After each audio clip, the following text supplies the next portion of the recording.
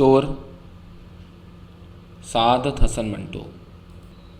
مجھے بے شمار لوگوں کا قرض ادا کرنا تھا اور یہ سب شراب نوشی کی بدولت تھا۔ رات کو جب میں سونے کے لیے چارپائی پر لیٹتا تو میرا ہر قرض خواہ میرے سرہانے موجود ہوتا۔ کہتے ہیں کہ شرابی کا ضمیر مردہ ہو جاتا ہے، لیکن میں آپ کو یقین دلاتا ہوں کہ میرے ساتھ میرے ضمیر کا معاملہ کچھ اور ہی تھا۔ وہ ہر روز مجھے سرزنش کرتا اور میں خفیف ہو کے رہ جاتا۔ واقعی میں نے بیسیوں آدمیوں سے قرض لیا تھا۔ میں نے ایک رات سونے سے پہلے، بلکہ یوں کہیے کہ سونے کی ناکام کوشش کرنے سے پہلے حساب لگایا تو قریب 1,500 روپے میرے ذمے نکلے۔ میں بہت پریشان ہوا۔ میں نے سوچا یہ 1,500 روپے کیسے ادا ہوں گے؟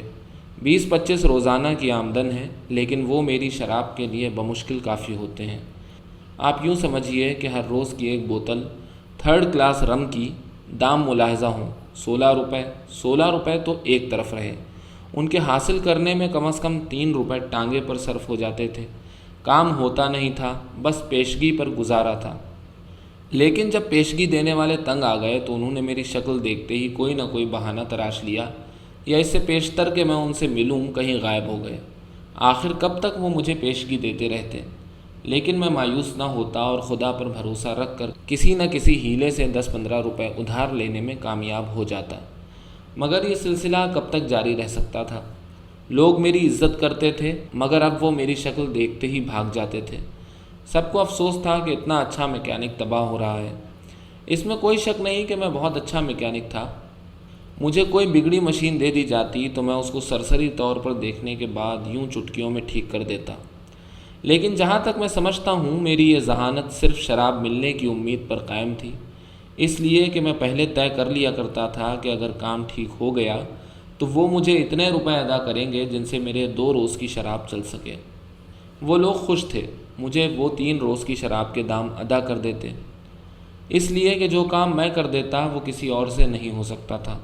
لوگ مجھے لوٹ رہے تھے، میری ذہانت و ذکاوت پر میری اجازت سے ڈاکے ڈال رہے تھے، اور لطف یہ ہے کہ میں سمجھتا تھا کہ میں انہیں لوٹ رہا ہوں، ان کی جیبوں پر ہاتھ صاف کر رہا ہوں۔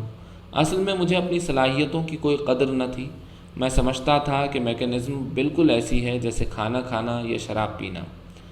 میں نے جب بھی کوئی کام ہاتھ میں لیا مجھے کوفت محسوس نہیں ہوئی۔ البتہ اتنی بات ضرور تھی کہ جب شام کے 6 بجنے لگتے تو میری طبیعت بے چین ہو جاتی۔ کام مکمل ہو چکا ہوتا مگر میں 1-2 پیچ غائب کر دیتا تاکہ دوسرے روز بھی آمدن کا سلسلہ قائم رہے۔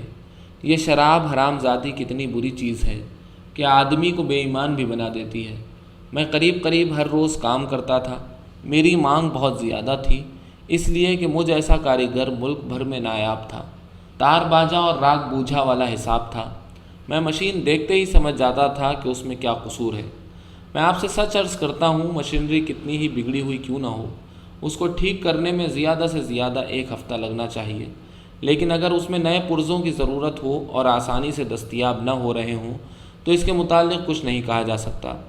میں بلا ناغہ شراب پیتا تھا اور سوتے وقت بلا ناغہ اپنے قرض کے متعلق سوچتا تھا جو مجھے مختلف آدمیوں کو ادا کرنا تھا۔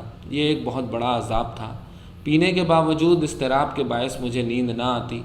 دماغ میں سینکڑوں اسکیمیں آتی تھیں۔ بس میری یہ خواہش تھی کہ کہیں سے 10,000 روپے آ جائیں تو میری جان میں جان آئے۔ 1,500 روپیہ قرض کا فی الفور ادا کر دوں، ایک ٹیکسی لوں اور ہر قرض خواہ کے پاس جا کر معذرت طلب کروں اور جیب سے روپے نکال کر ان کو دے دوں۔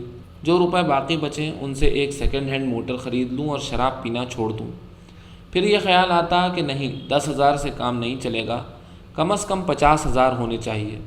میں سوچنے لگتا کہ اگر اتنے روپے آ جائیں جو یقیناً آنے چاہیے تو سب سے پہلے میں 1,000 نادار لوگوں میں تقسیم کر دوں گا، ایسے لوگوں میں جو روپیہ لے کر کچھ کاروبار کر سکیں۔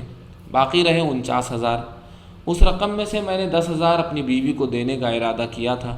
میں نے سوچا تھا کہ فکس ڈپازٹ ہونا چاہیے۔ 11,000 ہوئے، باقی رہے 39,000۔ میرے لیے بہت کافی تھے۔ میں نے سوچا یہ میری زیادتی ہے، چنانچہ میں نے بیوی کا حصہ دگنا کر دیا، یعنی 20,000۔ اب بچے 29,000۔ میں نے سوچا کہ 15,000 اپنی بیوہ بہن کو دے دوں گا۔ اب میرے پاس 14,000 رہے۔ ان میں سے آپ سمجھیے کہ 2,000 قرض کے نکل گئے، باقی بچے 12,000۔ 1,000 روپے کی اچھی شراب آنی چاہیے۔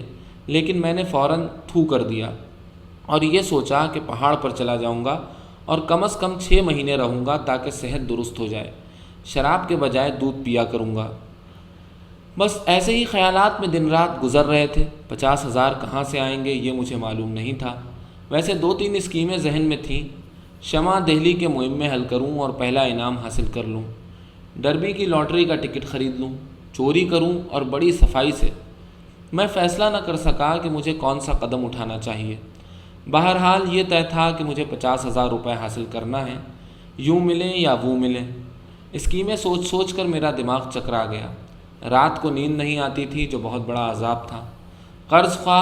قرض خواہ بیچارے تقاضا نہیں کرتے تھے، لیکن جب ان کی شکل دیکھتا تو ندامت کے مارے پسینہ پسینہ ہو جاتا۔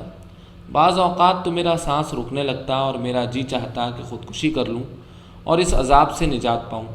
مجھے معلوم نہیں کیسے اور کب میں نے تہیہ کر لیا کہ چوری کروں گا۔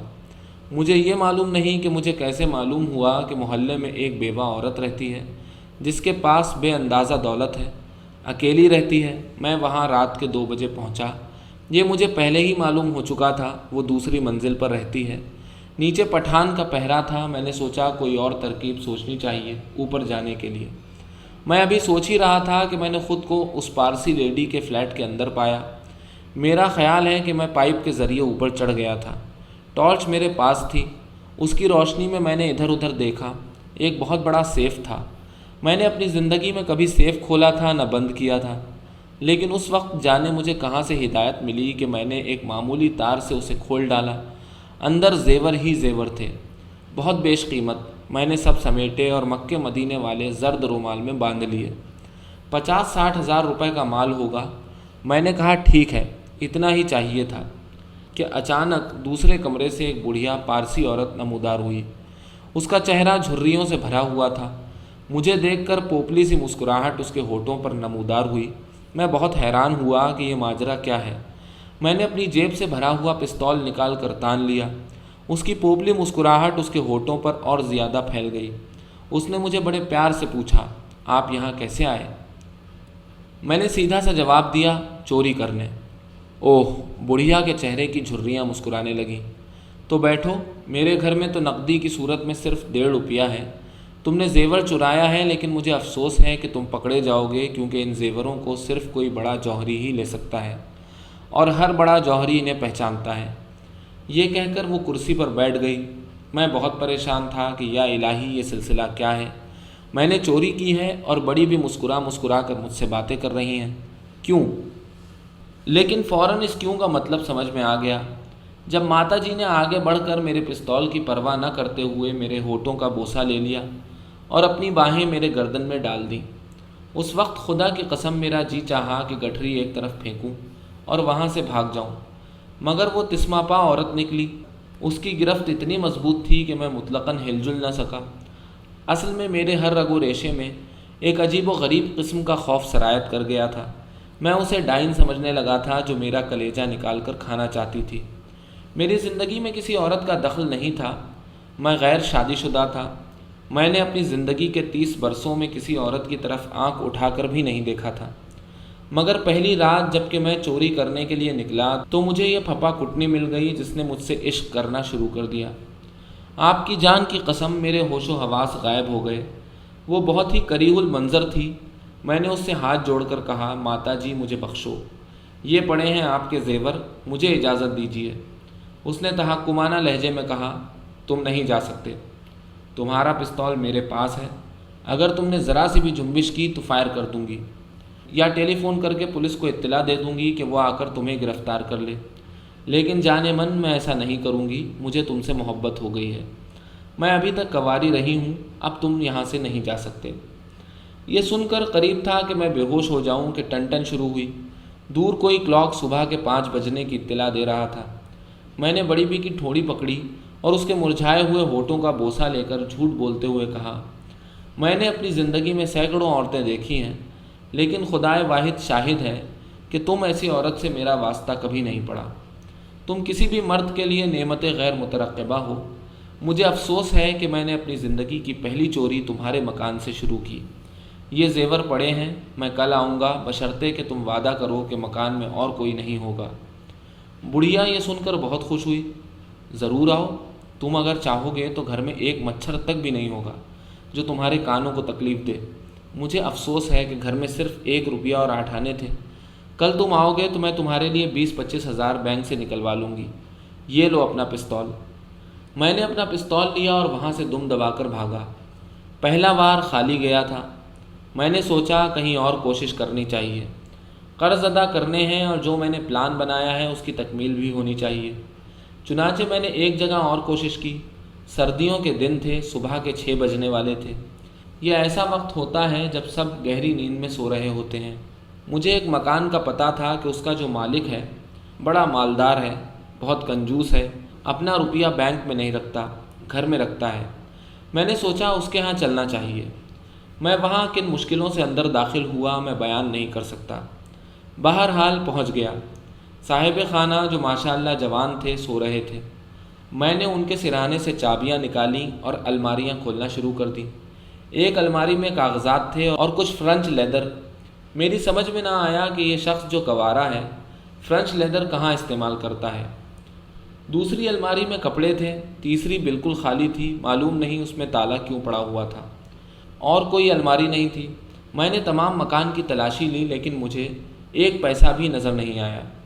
मैंने सोचा इस शख्स ने ज़रूर अपनी दौलत कहीं दबा रखी होगी। चुनांचे मैंने उसके सीने पर भरा हुआ पिस्तौल रखकर उसे जगाया। वो ऐसा चौंका और बितका कि मेरा पिस्तौल फर्श पर जा पड़ा। मैंने एकदम पिस्तौल उठाया और उससे कहा, मैं चोर हूँ, यहाँ चोरी करने आया हूँ, लेकिन तुम्हारी 3 अलमारियों से मुझे एक दमड़ी भी नहीं मिली। हालांकि मैंने सुना था कि तुम बड़े मालदार आदमी हो। वो शख्स जिसका नाम मुझे अब याद नहीं मुस्कुराया, अंगड़ाई लेकर उठा और मुझसे कहने लगा, यार तुम चोर हो तो तुमने मुझे पहले इत्तला दी होती। मुझे चोरों से बहुत प्यार है। यहाँ जो भी आता है वो ख़ुद को बड़ा शरीफ आदमी कहता है, हालांकि वो अव्वल दर्जे का काला चोर होता है। मगर तुम चोर हो, तुमने अपने आप को छुपाया नहीं है। मैं तुमसे मिलकर बहुत खुश हुआ हूँ। ये कहकर उसने मुझसे हाथ मिलाया। उसके बाद रेफ्रिजरेटर खोला। मैं समझा शायद मेरी तवाज़ो शरबत वगैरह से करेगा, लेकिन उसने मुझे बुलाया और खुले हुए रेफ्रिजरेटर के पास ले जाकर कहा, दोस्त मैं अपना सारा रुपया इसमें रखता हूँ। ये संदूकची देखते हो, इसमें करीब करीब 1 लाख रुपया पड़ा है। तुम्हें कितना चाहिए? उसने संदूकची बाहर निकाली जो यखबस्ता थी। उसे खोला। अंदर सब्ज़ रंग के नोटों की गड्डियाँ पड़ी थीं। एक गड्डी निकाल कर उसने मेरे हाथ में थमा दी और कहा, बस इतने काफ़ी होंगे, 10,000 हैं। मेरी समझ में ना आया कि उसे क्या जवाब दूँ। मैं तो चोरी करने आया था। मैंने गड्डी उसको वापस दी और कहा, साहब मुझे कुछ नहीं चाहिए, मुझे माफ़ी दीजिए, फिर कभी हाजिर होऊंगा। मैं वहाँ से आप समझिए कि दुम दबाकर भागा। घर पहुँचा तो सूरज निकल चुका था। मैंने सोचा कि चोरी का इरादा तर्क कर देना चाहिए। 2 जगह कोशिश की मगर कामयाब न हुआ। दूसरी रात को कोशिश करता तो कामयाबी यकीनी नहीं थी, लेकिन कर्ज़ बदस्तूर अपनी जगह पर मौजूद था जो मुझे बहुत तंग कर रहा था। हल्क में यूँ समझिए कि एक फांस सी अटक गई थी। मैंने बिलाखिर ये इरादा कर लिया कि जब अच्छी तरह सो चुकूँगा तो उठकर ख़ुदकुशी कर लूँगा। सो रहा था कि दरवाज़े पर दस्तक हुई। मैं उठा, दरवाज़ा खोला। एक बुज़ुर्ग आदमी खड़े थे। मैंने उनको आदाब अर्ज़ किया। उन्होंने मुझसे फरमाया, लिफाफा देना था इसलिए आपको तकलीफ़ दी, माफ़ फरमाइएगा, आप सो रहे थे। मैंने उनसे लिफाफा लिया। वो सलाम करके चले गए। मैंने दरवाज़ा बंद किया। लिफाफा काफ़ी वज़नी था। मैंने उसे खोला और देखा कि 100-100 रुपए के बेशुमार नोट हैं। गिने तो 50,000 निकले। एक मुख्तसर सा रुका था जिसमें लिखा था कि आपके ये रुपए मुझे बहुत देर पहले अदा करने थे। अफसोस है कि मैं अब अदा करने के काबिल हुआ हूँ। मैंने बहुत गौर किया कि ये साहब कौन हो सकते हैं जिन्होंने मुझसे कर्ज़ लिया। सोचते सोचते मैंने आखिर सोचा कि हो सकता है किसी ने मुझसे कर्ज़ लिया हो जो मुझे याद ना रहा हो। 20,000 अपनी बीवी को, 15,000 अपनी बेवा बहन को, 2,000 कर्ज़ के, बाकी बचे 13,000। 1,000 मैंने अच्छी शराब के लिए रख लिए। पहाड़ पर जाने और दूध पीने का ख्याल मैंने छोड़ दिया। दरवाज़े पर फिर दस्तक हुई। उठकर बाहर गया। दरवाज़ा खोला तो मेरा एक कर्ज़ख्वाह खड़ा था। उसने मुझसे 500 रुपये लेना थे। मैं लपक कर अंदर गया। तकिए के नीचे नोटों का लिफाफा देखा मगर वहाँ कुछ मौजूद ही नहीं था।